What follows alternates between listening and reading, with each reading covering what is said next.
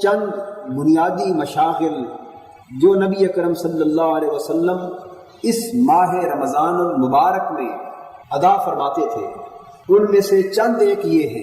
پہلا معمول صیام رمضان کا ہے، دوسرا معمول نبی اکرم صلی اللہ علیہ وسلم کا قیام رمضان ہے جس کو ہم نماز تراویح کہتے ہیں، تیسرا معمول نبی اکرم صلی اللہ علیہ وسلم کا ختم قرآن ہے، چوتھا معمول نبی اکرم صلی اللہ علیہ وسلم کا رمضان المبارک میں شب بیداری کا مشغلہ ہے، پانچواں معمول نبی اکرم صلی اللہ علیہ وسلم کا رمضان المبارک میں اعتکاف کا تھا، چھٹا معمول نبی اکرم صلی اللہ علیہ وسلم کا رمضان المبارک میں نماز تہجد کو باقی 11 مہینوں کی طرح ہی قائم رکھنے کا تھا، ساتواں معمول نبی اکرم صلی اللہ علیہ وسلم کا رمضان المبارک میں بڑی کثرت کے ساتھ عبادت، ریاضت اور غور و فکر اور مراقبہ کرنے کا تھا، اور آٹھواں معمول رمضان المبارک میں بڑی کثرت کے ساتھ صدقہ اور خیرات کرنے کا تھا۔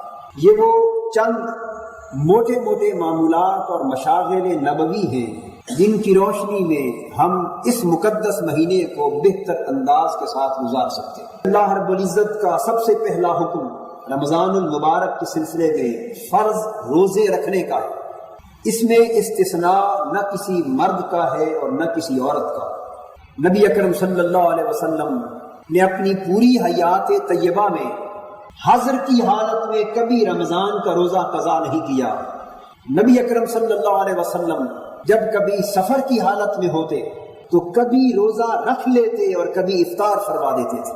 حضرت عائشہ صدیقہ رضی اللہ تعالیٰ عنہ فرماتی کہ رمضان میں جو روزے میرے ذمے رہ جاتے تھے میں اگلے رمضان سے پہلے شعبان تک پورے 10 مہینے ان روزوں کی قضا نہ کرتی کہ ممکن ہے کہ میں روزے کی قضا کر رہی ہوں اور حضور مجھے اپنی خدمت کے لیے طلب فرما لے اور میں حضور کی خدمت سے محروم رہ جاؤں۔ حضور کی خدمت سے محروم نہ رہنے کے خیال سے 10 مہینے روزوں کی قضا کو طویل کرتی چلی جاتی۔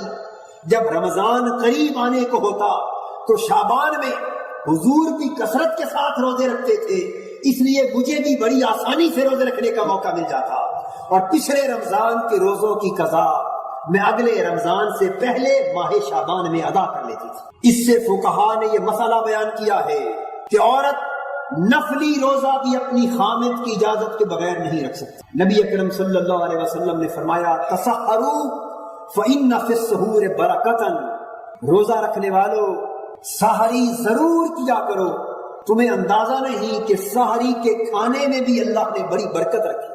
سحری کا کھانا بذات خود بڑی روحانیت اور بڑی برکت کا حامل۔ ایک برکت تو اس کی یہ ہے کہ سحری سے دن کے روزے کو مدد ملتی، اور ایک برکت یہ ہے کہ سحری سراسر نور ہے، سحری کھانے سے قلب و باطن کی ظلمتیں دور ہوتی اور انسان کے اندر کو روحانیت کا اجالا نصیب ہوتا۔ حضور نے یہ بھی فرمایا کہ ہمارے روزے اور یہودیوں کے روزے میں فرق یہ ہے کہ ہم سحری کرتے ہیں، یہودی سحری نہیں کرتے۔ اور پھر ایک لطف کی بات یہ ہے کہ سحری میں حضور نے تاخیر کو پسند فرمایا۔ نبی اکرم صلی اللہ علیہ وسلم نے فرمایا افطار میں جلدی کیا کرو اور سحری میں تاخیر کیا کرو۔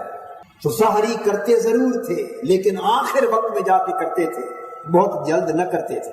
اس کے مد مقابل افطار کے لیے تاجیل کا حکم صادر فرمایا۔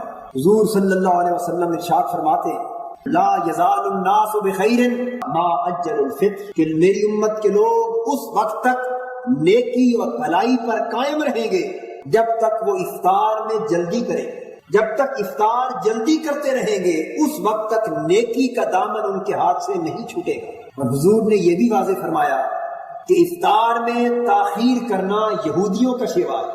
حدیث پاک میں ہے، بخاری اور مسلم میں احادیث آتی کہ یہودی افطار کے لیے ستاروں کے نظر آنے کا انتظار کرتے، ستاروں کا انتظار کرتے۔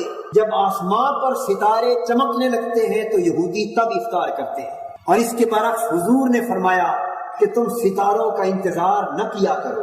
جب مغرب میں حضور اشارہ فرما رہے ہیں، حضور کا ایک ہاتھ مغرب کی سمت میں تھا، ایک ہاتھ مشرق کی سمت میں تھا۔ میرے آقا فرما رہے تھے جب اس سمت سورج ڈوب جائے اور اس سمت رات کی تاریکی شروع ہونے لگے تو تم روزہ افطار کر لیا کرو.